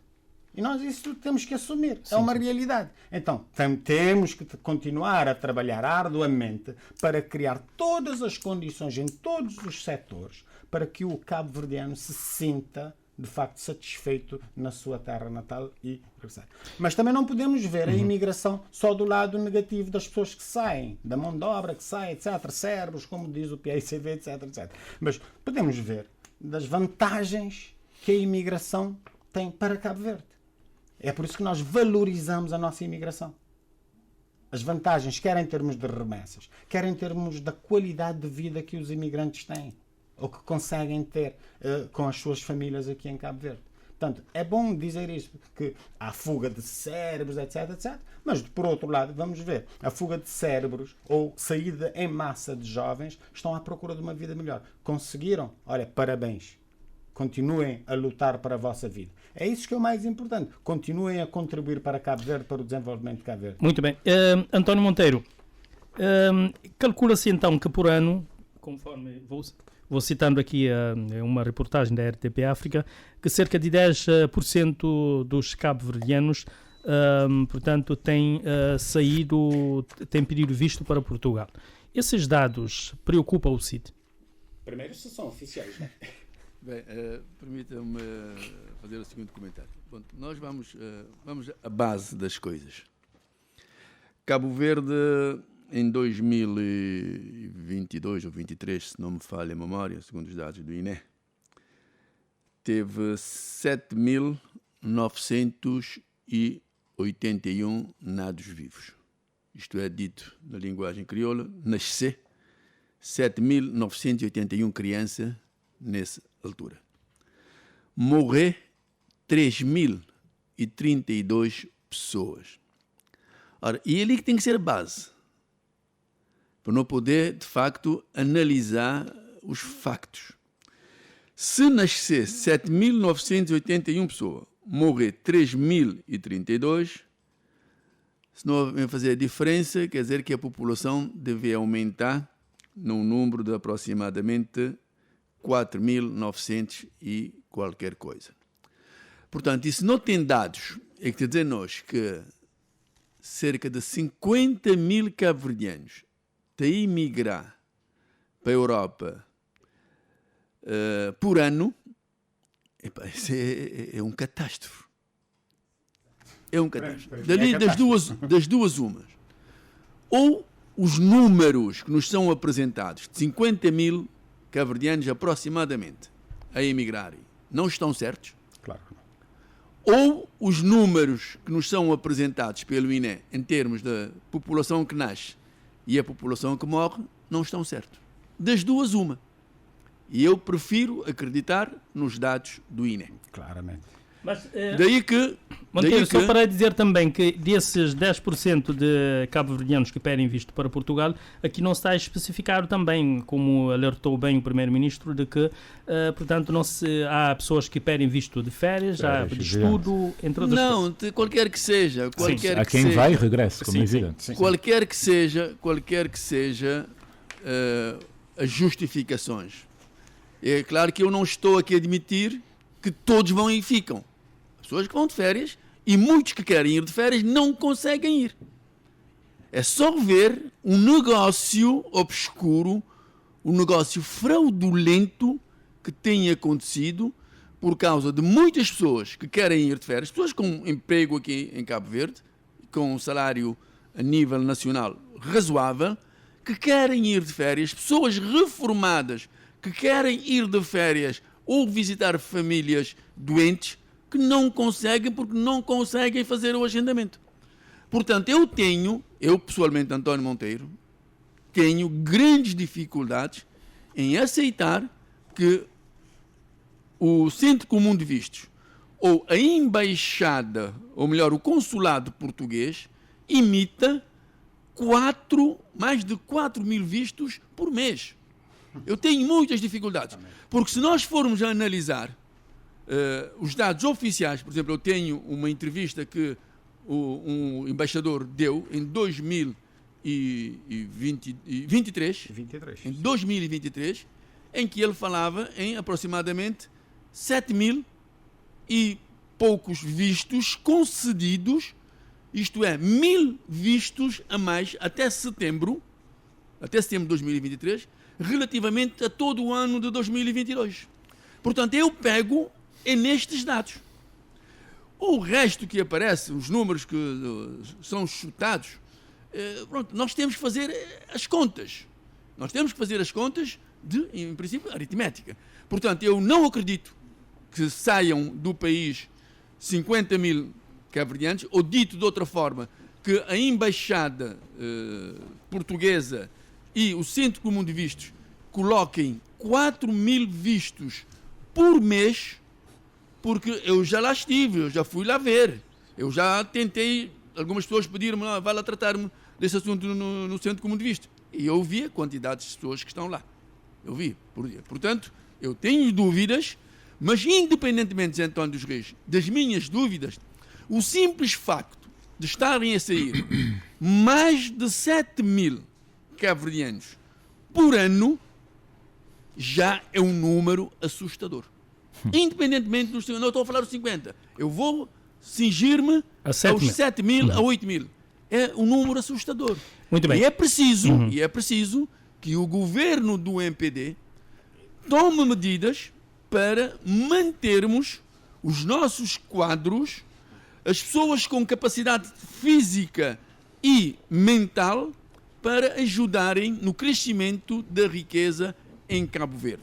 E termino aqui, e dar condições às pessoas que estão a trabalhar e que querem ir passar férias, ou que querem ir tratar da saúde, que querem ir visitar familiares que há muitos anos não viram, possam ter possibilidades de ter acesso aos vistos e acabarmos de vez com esta negociata vergonhosa que é pessoas pagarem 100 contos, outros já me disseram 150, outros já me disseram até mais, para obterem um agendamento. E aqui o governo de Cabo Verde, independentemente de ser um assunto do governo português, deve, através das instituições próprias, dos canais próprios, estabelecer contactos para que se ponha termo a esta vergonha que, infelizmente, ia a roubar os cabo-verdianos para tentarem ter uma marcação para obterem um visto de férias ou irem cuidar da saúde.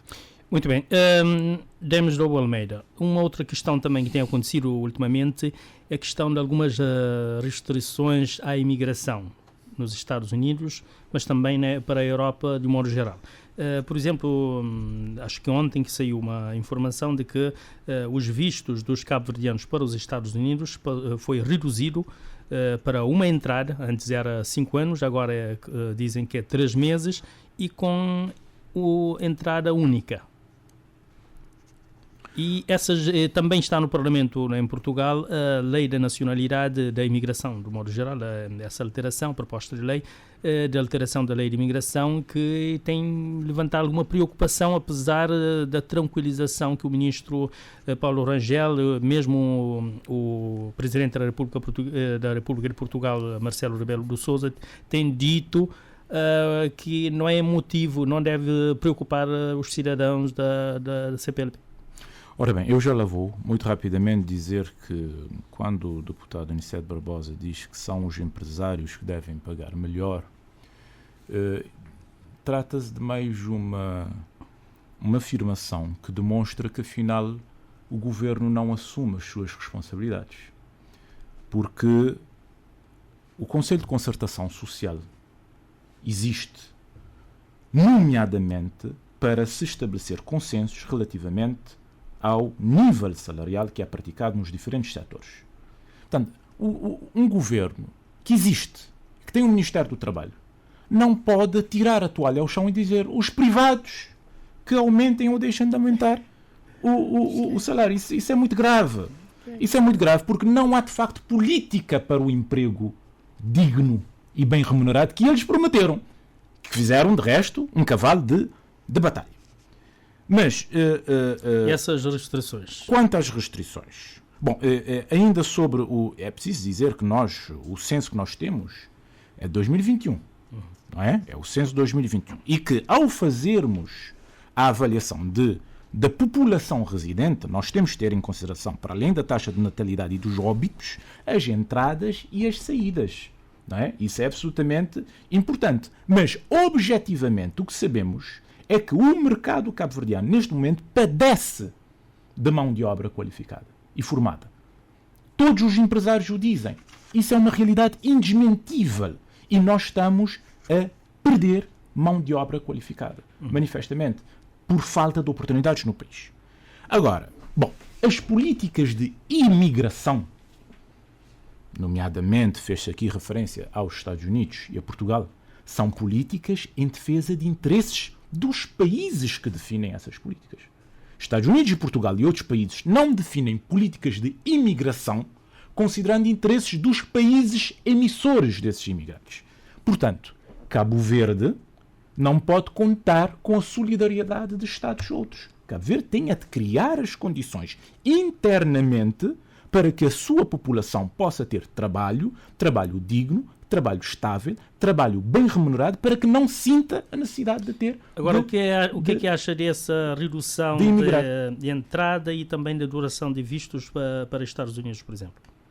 Antes visto era de 5 anos, passou para 3 meses, com uma entrada, antes era entrar muito. Vai na linha da política restritiva que nós sabemos que a atual administração norte-americana tem tido relativamente à imigração, não é? Já era expectável, portanto, que isso acontecesse. Medidas mais drásticas podem ser tomadas até o fim desta administração, portanto, evidentemente que na nossa perspectiva é uma medida absolutamente negativa, não é? Ainda para mais considerando a ligação que nós temos com os Estados Unidos, a comunidade que lá temos, digamos, alguma preferência de um imigrante em potência terá para ir aos Estados Unidos, isso é obviamente negativo, isso não nos favorece, mas isso decorre de políticas internas, soberanas, restritivas e regulatórias da imigração, e as expectativas vão no sentido dessas políticas serem ainda mais rígidas no decurso dessa administração. Relativamente a Portugal, nós sabemos ainda há apenas uma proposta de lei que está sujeita a debate, vamos ver como é que vai evoluir.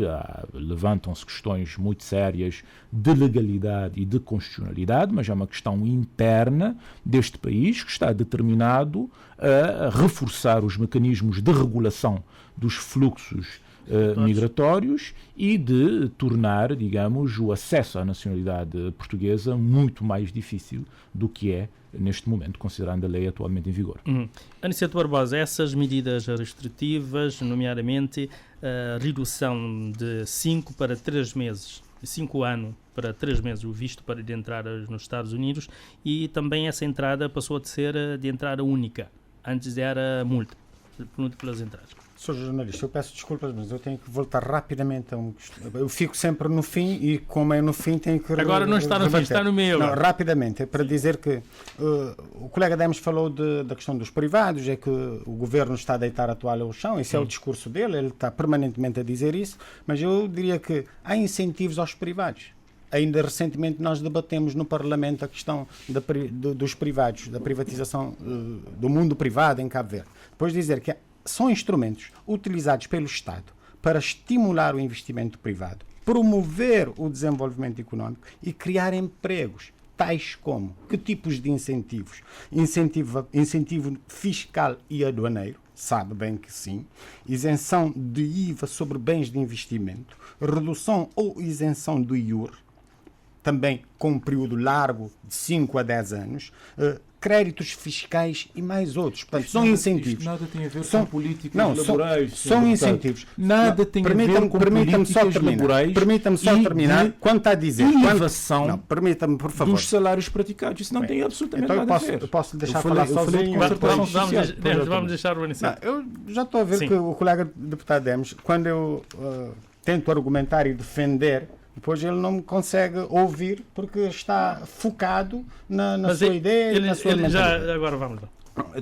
Como ele disse que efetivamente o governo não está a fazer com que o privado tenha melhores condições para poder garantir um emprego digno e com qualidade.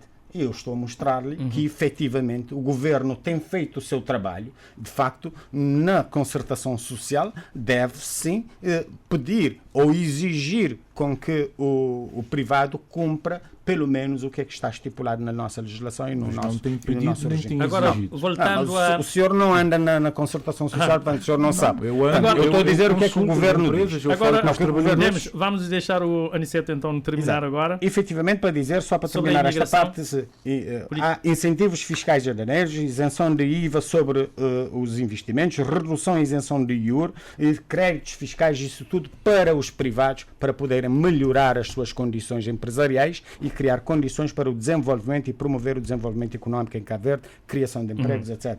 E os salários continuam baixos. Agora vamos à questão da imigração. Portanto, a questão da imigração, de facto, ele é um fenómeno global complexo, de origens históricas, com raízes muito históricas a imigração. Históricas, económicas, políticas, ambientais e sociais. Eu diria isso porquê? Porque repare que no mundo inteiro, tem-se travado uma luta muito árdua com a questão da imigração. E agora, essas medidas restritivas. O nosso país tem uma ligação muito próxima com Portugal e com os Estados Unidos. Com Portugal e com os Estados Unidos em concreto. E nós vemos que a política dos Estados Unidos atualmente é uma política muito restritiva e muito virada para os Estados Unidos. Então, Cabo Verde tem que encontrar soluções diplomáticas, ao ponto de criar também condições para que os cabo-verdianos que têm familiares nos Estados Unidos ou em Portugal, ou cabo-verdianos que estão na diáspora, poderem visitar Cabo Verde e visitar os Estados Unidos ou Europa em função das suas necessidades e prioridades. Eu iria colocar uma questão que o António Monteiro disse, que eu estou inteiramente de acordo e que eu vou lutar também para resolver isto, que é a questão de vistos de férias para os cabo-verdianos. Visto de férias para os cabo-verdianos. Eu tenho vários exemplos muito próximos de mim, familiares até, que tentam um visto para passar uns 15 dias de férias e não conseguem a marcação. Portanto, isso de facto é um constrangimento enorme que nós devemos combater e lutar. E, António Monteiro, eu espero o seu contributo para podermos juntos com a Embaixada resolver esse problema. Em relação então a vistos de cabo-verdianos de entrada única e com duração apenas de 3 meses para os Estados Unidos, a solução devia ser então via diplomática para tentar... Não, eu nem sei se é via diplomática, mas é uma saída. Sim. Via diplomática. Eu não sei se vai conseguir resolver, porque... permita-me dizer, o presidente Trump tem a sua posição muito clara em relação a esta matéria e não verga por qualquer contacto diplomático, não é por aí. Mas a nossa diplomacia tem que fazer um bocadinho mais numa perspectiva de tentativa de resolução desse problema. Mas repare que não foi feita restrição da entrada dos cabo-verdianos. Só fez-se, sim, uma diminuição do tempo de permanência. Limitação, exatamente, do tempo de permanência. De 5 anos, vistos antes era de 5 anos. Sim, passou a ser 3 meses. Sim, era uma facilidade que os Estados Unidos tinham dado a Cabo Verde, que agora retirou. Portanto, nós temos é que lutar para conseguir novamente essa facilidade. E caso... António Monteiro, o que é que achou disto? Permita-me, antes de ir à sua questão sobre essa questão dos vistos dos Estados Unidos, rapidamente ler aqui um extrato de uma notícia de 2023, que diz o seguinte: segundo a Embaixada de Portugal, desde o início do ano já foram registrados no Centro Comum de Vistos mais de 4.000 pedidos de vistos, dos quais cerca de 3.000 foram concedidos. Desde 2018 até a última quinta-feira, estamos a falar de 2023, a mesma fonte avançou que já foram concedidos um total de 70.885 vistos de todas as categorias em Cabo Verde, numa taxa de recusa de 3%. Isso há 2 anos? Isso há 2 anos, sim. Isso de 2000. A notícia há 2 anos. Essa notícia. Sim, a notícia é de 2023. Maio de 2023. 70 mil. Sim, 70.885. De 2018 a 2023. Em 5 anos. E diz mais: por mês, Portugal disponibiliza cerca de 2.000 vagas para vistos, tanto para os nacionais, na VFS Global, como para os de curta duração no Centro Comum de Vistos. Isso é para as pessoas lá em casa poderem entender. Relativamente à sua questão sobre os vistos Estados Unidos da América que diminuem. E também a lei de nacionalidade que está... sim, eu começaria por Estados Unidos da América. Devo dizer o seguinte. Cabo Verde, nós somos aproximadamente 520 mil habitantes neste momento.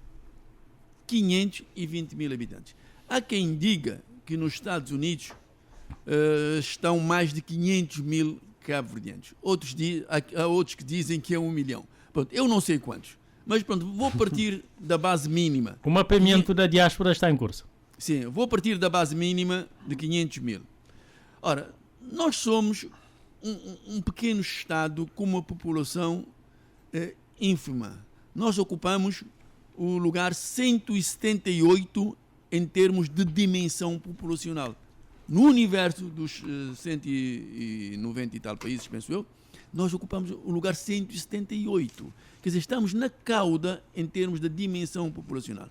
Ora, eu não vejo que cócegas pode o número de cabo-verdianos, mesmo que a gente vá tudo para os Estados Unidos, poderemos fazer num país gigantesco da dimensão dos Estados Unidos.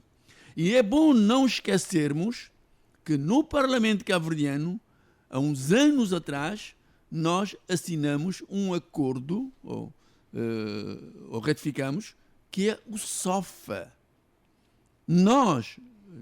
Eu até lembro-me que naquela altura eu voltei. Não, tem muito a ver. Nós não podemos só estar aqui a dar. Nós não podemos só estar aqui a dar, Aniceto. Para pedir algo em troca, né? Vamos lá. Sim, evidentemente. Nós não podemos estar aqui.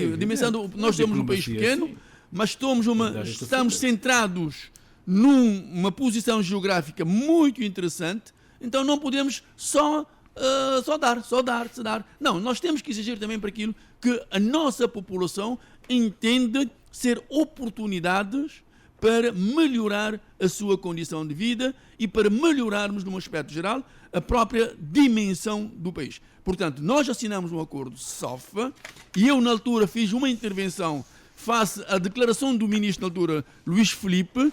Eu até disse-lhe, senhor ministro, agora só falta uma coisa. Nós temos que pedir o protetorado dos Estados Unidos da América relativamente a Cabo Verde. Quer dizer, a cedência foi tanta que eu disse isso. Portanto, agora, independentemente das administrações que ocorram nos Estados Unidos da América, eu penso que a nossa diplomacia tem que fazer ver aos Estados Unidos que os cabo-verdianos que lá vão, nós somos tão poucos que mais um ou menos um não faz diferença nenhuma, independentemente das restrições que possam querer pôr quanto aos outros países. Porque nós temos tudo nessa vida e nesse mundo é relativo. Muito não bem. Não há nada que é absoluto. Portanto, eu acho que o Ministro dos Negócios Estrangeiros, o meu grande amigo José Filomeno, o meu amigo José Filomeno, deve, dentro das suas capacidades que lhe é reconhecida, começar a fazer um trabalho, aqui a partir da Embaixada dos Estados Unidos, aqui em Cabo Verde, e depois tentar, como disseram que essa medida não é uma medida definitiva, há uma janela de se alterar estas condições, para permitir que alguns cabo-verdianos que tinham os vistos de 5 anos, iam várias vezes, há aqueles que pisam na bola, que vão e não vêm, é verdade, existe, mas as condições do país às vezes obriga estas pessoas que querem ter uma qualidade de vida melhor a aproveitarem oportunidades que não deveriam aproveitar. Isso é um facto. Mas temos que fazer a nossa diplomacia, o nosso trabalho de casa e dizer aos americanos, nós somos um povo amigo, temos tradições longas que vêm do século XVIII. Muito bem, Monteiro, temos que terminar porque temos mais uma ronda de um outro tema. Não, vamos deixar a ronda, pronto, já não vai dar. 7 minutos é que faltam, vamos concluir isso. Okay. Outra ronda fica para a próxima altura. Todos já concordaram, então vamos terminar. Desculpa aí o atrevimento. Na próxima ronda. Não, eu tenho tempo. Vamos lá, Monteiro, vamos terminar aqui. Uma pergunta de cada um. Aniceto Barbosa, agora vamos começar por si. O balanço da missão do Grupo de Apoio Orçamental, de um dos alertas, destaca a consolidação orçamental, mas faz um outro apelo que é a aceleração das reformas estruturais, que também não é novo. Bom, nesta matéria eu começaria logo por dizer que o recente balanço da missão do Grupo de Apoio Orçamental de facto é uma boa notícia para Cabo Verde e para todos os cabo-verdianos. Estamos a falar de um grupo que reúne os principais parceiros de desenvolvimento do país, como a União Europeia, o Luxemburgo, Portugal, Banco Mundial, Banco Africano de Desenvolvimento, ou seja, instituições que acompanham de perto, repito, acompanham de perto a forma como o nosso país é governado, como gera os seus recursos públicos e como cuida das áreas sociais mais sensíveis, etc., etc., como a educação, saúde, proteção social, etc. Portanto, esta, de facto, é o acompanhamento que o Grupo de Apoio Orçamental faz em Cabo Verde. A avaliação feita, de facto, é clara. Cabo Verde tem dado passos importantes no caminho das reformas, da boa governação, da transparência, do rigor da gestão de coisa pública. Portanto, e esta avaliação não vem do governo, vem de fora, vem de parceiros com critérios, com experiência, com exigência, e que não elogiam por simpatia. Portanto, mas para além desses elogios há também muitas chamadas de atenção, nomeadamente questão do transporte, entre outros. Eu vou chegar lá. Eu vou chegar lá. De facto, nós temos desafios. Sim. Temos desafios e Cabo Verde não precisamos de alguém vir de fora para fazer a avaliação a dizer que nós temos constrangimentos no país. Né?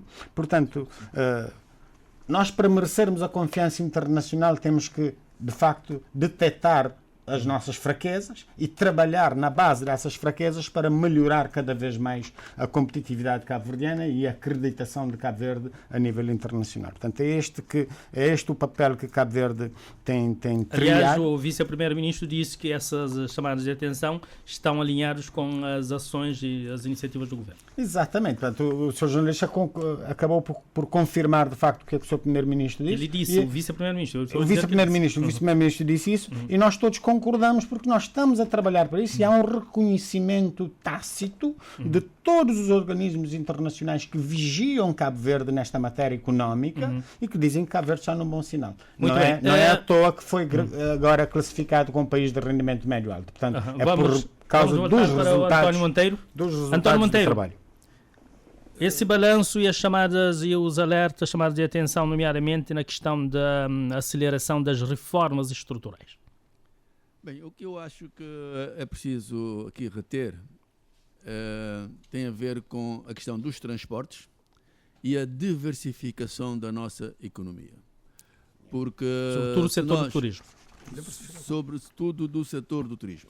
Porque se nós não diversificarmos a nossa economia, pensarmos mais na agricultura, no setor primário, pensarmos no setor dos transportes, porque sem os transportes, sem a nossa autoestrada, que é o mar, o desenvolvimento da nossa economia ficará sempre coxo. Se nós não pegarmos nisso, dificilmente conseguiremos avançar de forma acelerada, como esperam a maioria dos cabo-verdianos. Portanto, se por um lado a GAU reconhece que há dados interessantes, nomeadamente o crescimento económico em 2024, que foi de 7,4%, se não me falha a memória. Por outro, chama atenção para questões de fundo. Muito bem. Nomeadamente, vamos ouvir agora o Demes para não ficar também... Sim. As empresas do Estado que devem ser cuidadas, porque algumas delas constituem risco orçamental. Muito bem, Demes. Ora bem, o GAU, o Grupo de Apoio Orçamental, chama atenção para o facto da economia ter crescido em 7,3% em 2024, impulsionada pelo turismo. E demonstra, portanto, essencialmente pela exportação dos serviços de turismo. E chama atenção para o seguinte: primeiro, a economia não está minimamente diversificada. O governo não pode dizer, a meses do fim do mandato, que está a trabalhar para diversificar a economia. Quer dizer, isso não é razoável. Segundo, portanto, não aposta, é um voto de censura pelo falhanço desse governo relativamente à diversificação da economia. Por outro lado, diz, permita-me concluir porque não lhe interrompi. Por outro lado, diz que mesmo dentro da exportação de serviços de turismo há uma excessiva concentração nas Ilhas do Sal, na Ilha da Boa Vista, e que não há diversificação da oferta turística. Portanto, o governo não conseguiu diversificar a economia, não conseguiu diversificar a oferta turística, não conseguiu permitir que outras ilhas, como o Maio, como Santo Antão, como Santiago, como São Nicolau e etc., pudessem também ser beneficiadas com o turismo. Bom, as reformas estruturais ou estruturantes manifestamente não foram feitas. Não se fez a reforma do Estado, como se sabe, em 10 anos. Não se fez a reforma da administração pública em 10 anos. A única reforma sublinhada é a reforma do setor da justiça, que é uma reforma até agora legal, porque o sistema de informação da justiça, como nós sabemos, ainda não entrou em funcionamento. Há um pacote de justiça que o Parlamento aprovou, é certo, aprovou há dias. Nós estamos no fim deste mandato. É a única reforma que é sublinhada. Todas as demais, nomeadamente a reforma do Estado, a reforma da administração pública, não é feita. E há a célebre questão dos transportes. Também chamam a atenção para isso. A situação caótica dos transportes aéreos e marítimos tem impacto muito negativo na nossa economia. Portanto, nós poderíamos estar a crescer a 2 dígitos. Poderíamos estar a crescer a 2 dígitos se a economia estivesse 15 anos, 1%. Bom, nós crescemos muito acima dos 5%, vocês só conseguiram 4,3%, em média, quando prometeram um crescimento médio anual de 7%, muito também bem. Aqui falhando. Ficamos então por aqui, demos logo ao Almeida do PICB, Aniceto Barbosa do MPD e António Monteiro da UCID. Agradecemos então a vossa contribuição. Continuação então de muito boa tarde. Neste momento já nos aproximamos do meio-dia.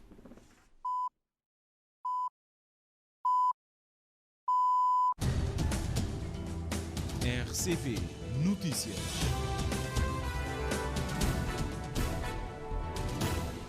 Doze horas em Cabo Verde. Vamos então à atualização informativa com a jornalista Melu Rodrigues a partir do Mindelo.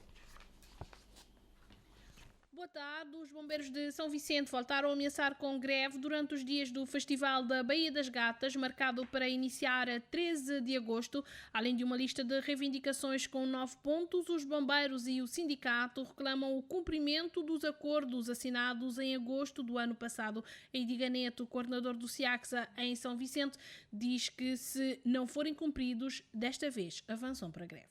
E também as promoções que estão vencidas desde 2012. Depois temos feito um esforço enorme de tentar dialogar com a Câmara Municipal. Só no espaço de 6 meses enviamos 2 notas ao Presidente para solicitar encontro e até agora nada. Também tivemos na sessão da Assembleia do mês passado e lá abordamos porque a Câmara deve sentar com os representantes dos bombeiros e dar continuidade aos pontos que estão ainda em stand-by. E até agora não tivemos nenhuma resposta. E não descartamos um pré-aviso de greve dos bombeiros para a Baía das Gatas, por via de a Câmara não está a atender os pedidos de encontros com o nosso sindicato. Até uma violação do próprio estatuto dos bombeiros municipais de São Vicente, porque temos uma corporação de bombeiros profissionais, é o estatuto deles que falam isso, e estão a tornar uma corporação de bombeiros misto, que não pode ser. Até chamamos, já chamamos várias vezes a atenção à administração interna para fazer uma fiscalização à corporação dos bombeiros, porque o presidente e o comandante estão a violar o regulamento interno dos bombeiros municipais de São Vicente. Neste momento estamos com cerca de 12 bombeiros voluntários e estamos com 6 profissionais. Eidiga Neto diz que o SIACSA tem em agenda para o fim de julho uma manifestação conjunta de trabalhadores da Câmara Municipal, sendo eles bombeiros, pessoal do saneamento, nadadores, salvadores e funcionários do cemitério. Reagindo às declarações do sindicato, a Câmara Municipal de São Vicente diz-se disposta ao diálogo, mas não vê razões para as manifestações ou greve. A reação é do vereador José Carlos da Luz. A greve é um direito que assiste a qualquer trabalhador e nós sempre tivemos abertura ao diálogo com os bombeiros. Os bombeiros e outras classes da Câmara Municipal devem ter os seus motivos, mas a Câmara Municipal está preparada. Penso que não há razão para a greve, não sei quais são os motivos da greve e, de certeza, se vier a fazer greve é um direito que lhes assiste e a Câmara Municipal tenta tomar algumas medidas, digamos, para manter um corpo de bombeiro ativo durante o festival. O SIACSA, no entanto, diz-se satisfeito com o aumento salarial dos bombeiros, à volta dos 6.400 contos. No entanto, lembra a necessidade de reforço do pessoal. Segundo a norma, São Vicente, pelo número da população, deve ter um mínimo de 30 bombeiros profissionais. A corporação, segundo o sindicato, tem laborado com apenas 6 bombeiros profissionais. A Universidade Católica vai oferecer um programa de formação para profissionais ligados à educação pré-escolar com vasta experiência prática, mas sem a licenciatura. O curso tem a duração de 4 anos, mas através de processos de reconhecimento e certificação de competências, alguns profissionais podem concluí-los em menos tempo. Esses programas visam aproveitar a experiência profissional como um equivalente à parte da formação académica. Para isso, a Universidade Católica, o Ministério da Educação e a FICAS assinam hoje um protocolo de cooperação. Ailson Martins. O protocolo entre o Ministério da Educação, a FICAS e a Escola Universitária Católica visa reconhecer o percurso e o papel dos profissionais que atuam na área do pré-escolar, muitos dos quais ainda não possuem formação superior, conforme explica o diretor da EU Católica, José Eduardo Afonso. Este protocolo tem como finalidade o reforço do curso da licenciatura em Ciências da Educação, Infância e Família, através do financiamento, diria, parcial das propinas dos estudantes que possuem experiência e formação de base em monitoria da infância ou então em áreas da educação pré-escolar. Dos 108 inscritos no curso de Ciências da Educação, Infância e Família, iniciado em outubro do ano passado, o protocolo vai beneficiar 75 estudantes. Porque são elas as estudantes que cumprem, tanto, este requisito fundamental. Os outros, nós vamos também estar atentos e procurar outras vias de colmatar. Aliás, nós, quando elaboramos este projeto, nós simultaneamente procuramos também elaborar um projeto de financiamento do curso, porque, como sabe, as monitoras oferem um valor mensal muito baixo e não era possível as monitoras pagarem a propina como se paga habitualmente, 9.000 escudos mensais. Então, logo no início, nós decidimos baixar para 60% o valor da propina, na esperança de que iríamos conseguir alguma instituição que nos viria ajudar e apoiar na cobertura do valor total deste projeto. E assim aconteceu. O curso tem a duração de 4 anos, mas segundo o padre José Eduardo Afonso, parte dos alunos poderá concluir a formação em 3 anos devido à experiência e às formações adquiridas ao longo dos anos. De acordo com a documentação apresentada e para aqueles que quiserem solicitar a equivalência em algumas áreas formativas ou em algumas unidades curriculares, é possível. E para esses, o curso ficaria em 3 anos. Mas não são todos os casos, mas uma grande parte já tem muitas horas de formação e que se enquadra dentro daquilo que é o nosso plano curricular. A assinatura do protocolo entre o Ministério da Educação, a FICAS e a EU Católica contará com a presença do cardeal Dom Arlindo Gomes Furtado. Sob o lema Saúde e Bem-Estar Unidos por um São Nicolau Melhor, decorre de hoje até domingo em São Nicolau um encontro de gerações denominado Segundo Encontro da Família Soares. Mais do que fortalecer laços familiares, os participantes, oriundos de todas as ilhas e da diáspora, querem contribuir para o desenvolvimento da ilha. Começam com um projeto simples, o lançamento do Centro de Imagiologia de São Nicolau. A reportagem é de Rony Brito. E um dos pontos altos do encontro será o lançamento oficial do Centro de Imagiologia de São Nicolau, fruto de uma parceria entre a família Soares, as câmaras municipais da ilha e a clínica Xigeco, sediada na cidade da Praia. Tudo o que vier a ser angariado naquele centro estava a ser feito para as câmaras municipais. E todos os especialistas que vêm para lá sabia custo zero. Certamente que a população estava a pagar uma participação, mas de longe daquilo que é feito através de privado, para permitir que, primeiro, dê bem-estar a sanicolenses, como também fazer com que diminua a saída de pessoas de São Nicolau para fazer diagnóstico de fora. Outro destaque da programação, segundo António Soares, representante da comissão organizadora, é a realização da Conferência Saúde e Bem-Estar em São Nicolau, marcada para o dia 11 de julho, que contará com a presença do Ministro da Saúde. Não fazer possíveis de convida todos os médicos e enfermeiros